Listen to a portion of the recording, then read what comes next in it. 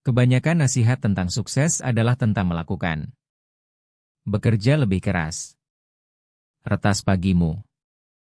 Tapi salah satu buku paling dihormati tentang efektivitas yang pernah ditulis mengatakan kita keliru arah.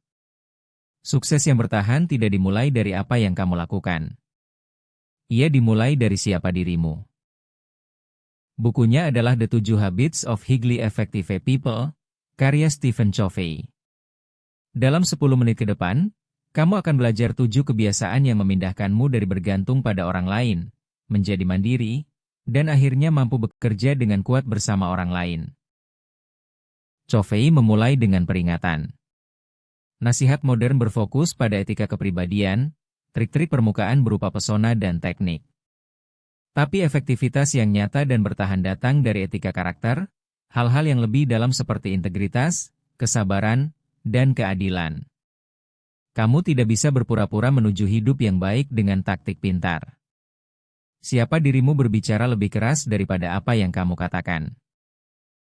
3 kebiasaan pertama adalah tentang kemenangan pribadi.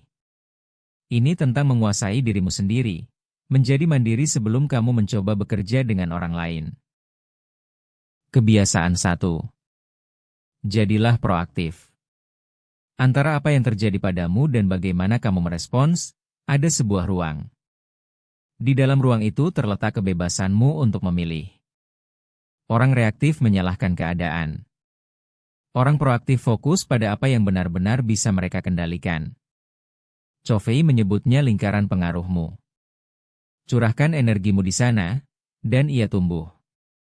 Sia-siakan ia dengan mengkhawatirkan hal yang tak bisa kamu ubah, dan kamu mengerut. Kebiasaan 2. Mulai dengan tujuan akhir di benak. Bayangkan ulang tahunmu yang ke-80. Apa yang kamu ingin orang katakan tentangmu? Itulah tujuan sejatimu. Kebanyakan orang menaiki tangga kesuksesan hanya untuk menyadari ia bersandar di tembok yang salah. Tentukan dulu apa yang paling penting, tulis misi pribadimu, dan biarkan ia memandu pilihan harianmu. Covey bilang segala sesuatu diciptakan 2 kali. Pertama di pikiran, lalu dalam kenyataan. Sebuah gedung ada sebagai cetak biru sebelum satu batu pun diletakkan. Hidupmu juga sama. Kalau kamu tidak secara sadar merancang ciptaan pertama, yaitu visimu sendiri, maka keadaan dan orang lain akan menuliskannya untukmu. Pimpin hidupmu di atas kertas sebelum kamu menjalaninya. Kebiasaan 3. Dahulukan yang utama. Covey membagi tugas berdasarkan mendesak dan penting. Jebakannya adalah hidup dalam kemendesakan terus-menerus, kebakaran dan notifikasi, sambil mengabaikan yang penting tapi tidak mendesak. Hal-hal seperti perencanaan, kesehatan, dan hubungan.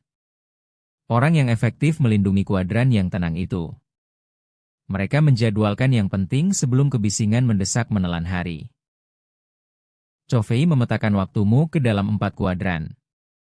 Kuadran 1 mendesak dan penting, yaitu krisis. Kuadran 3 mendesak tapi tidak penting, yaitu gangguan. Kuadran 4 murni pemborosan.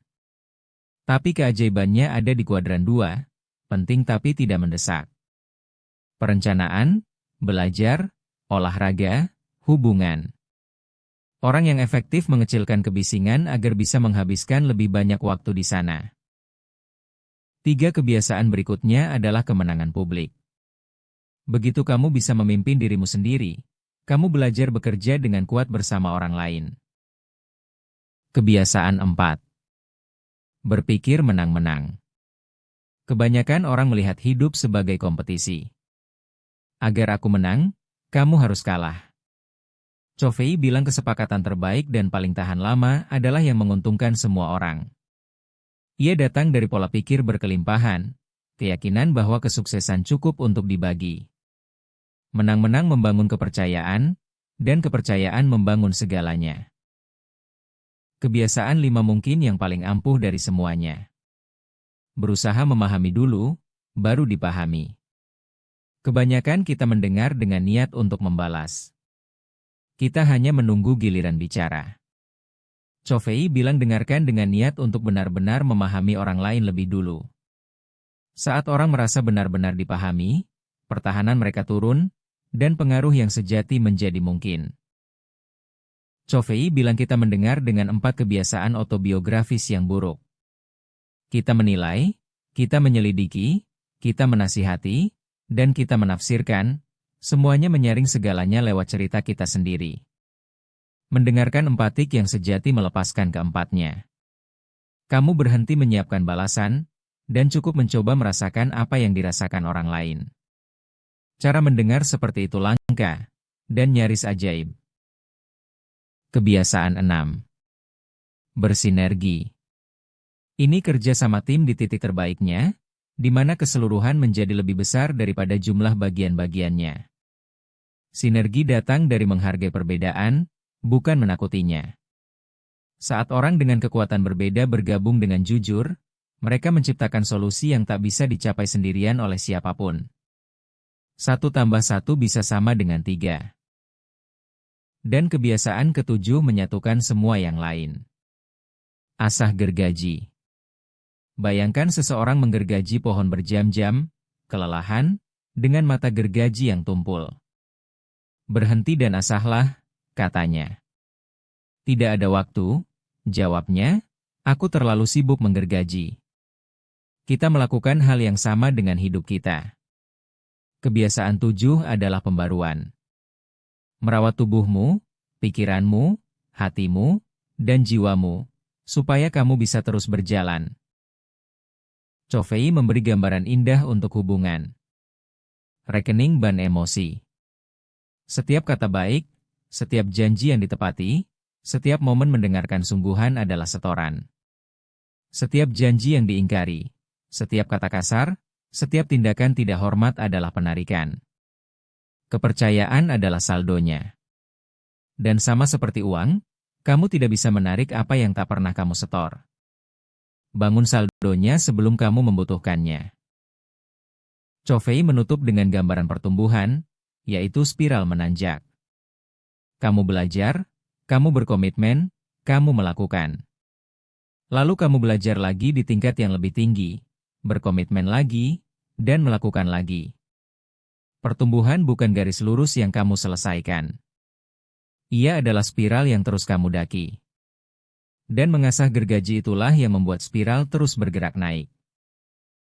Satu cara sederhana untuk menjadi proaktif adalah mengubah bahasamu. Orang reaktif berkata, tidak ada yang bisa kulakukan, memang begitulah aku, dia membuatku sangat marah. Orang proaktif berkata, biar kulihat pilihanku, aku bisa memilih respons yang berbeda, aku mengendalikan perasaanku. Kata-kata yang kamu pakai diam-diam membentuk hidup yang kamu jalani. Berpikir menang-menang mengalir dari apa yang Covey sebut mentalitas berkelimpahan. Pemikiran kelangkaan berkata hanya ada satu kue, jadi potonganmu berarti lebih sedikit untukku. Pemikiran berkelimpahan berkata kita bisa memanggang lebih banyak kue bersama. Orang yang terjebak dalam kelangkaan sulit merayakan keberhasilan orang lain. Orang yang hidup dalam kelimpahan mengangkat semua orang, dan ikut naik bersama mereka. Di bawah ke-7 kebiasaan ada satu prinsip yang Covey sebut dari dalam keluar.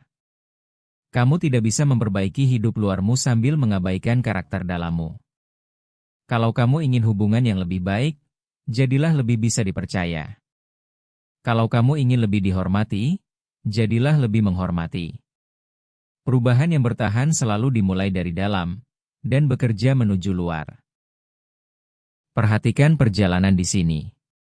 Kamu mulai dalam ketergantungan, membutuhkan orang lain. 3 kebiasaan pertama membuatmu mandiri, mampu memimpin dirimu sendiri. 3 berikutnya membuatmu saling bergantung secara sehat, mampu mencipta bersama orang lain. Dan yang ke-7 menjaga seluruh sistem tetap hidup. Ini bukan daftar trik.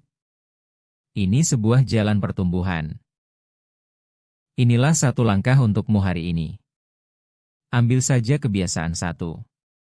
Temukan satu hal hari ini yang selama ini kamu salahkan pada keadaan, dan tanyakan, apa satu bagian dari ini yang benar-benar bisa kukendalikan? Lalu bertindaklah pada bagian itu. Dan sadari apa yang terjadi. Kamu menghabiskan 10 menit online, Dan kamu pergi membawa cetak biru untuk hidup yang lebih efektif, bukan perasaan hampa. Itulah tujuan channel ini. Subscribe, dan sampai jumpa di video berikutnya, tentang thinking, fast and slow.